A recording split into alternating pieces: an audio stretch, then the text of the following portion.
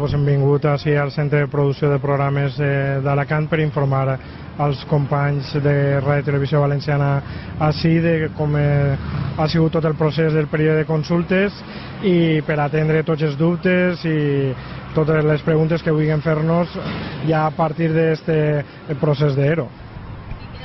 Quina és la principal preocupació dels treballadors? Doncs, desgraciadament, que és el que s'ha de fer a partir d'ara quan comença el procés de comiats. Se sap el nombre de treballadors, que són 1.198, però no se sap encara la llista de noms. I quan van a dir-ho? Bueno, això és una cosa que li pertoca a l'empresa. Nosaltres encara no tenim cap notificació oficial de quan se va passar la llista de noms. La empresa ha fijado la fecha del 31 de agosto como el límite para ejecutar los despidos, aunque nos consta que tiene intención de hacerlo a la mayor celeridad, porque según... Sí, 31 de agosto del año 2013.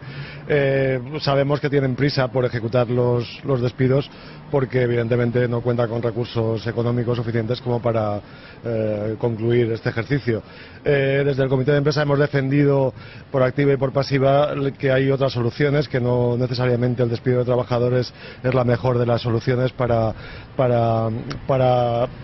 reubicar a la empresa en el contexto en el que nos encontramos ahora mismo. Es decir, el planteamiento inicial de la empresa, y es el que ha mantenido a lo largo de todo el periodo de negociación, es que externalizar los servicios le va a resultar más barato, cuando nosotros hemos aportado información, estudios y datos suficientes que demuestran que con los recursos propios se puede abordar la gestión de una manera responsable y abaratar los costes y conseguir que la empresa tenga viabilidad, que es la mayor preocupación de todos.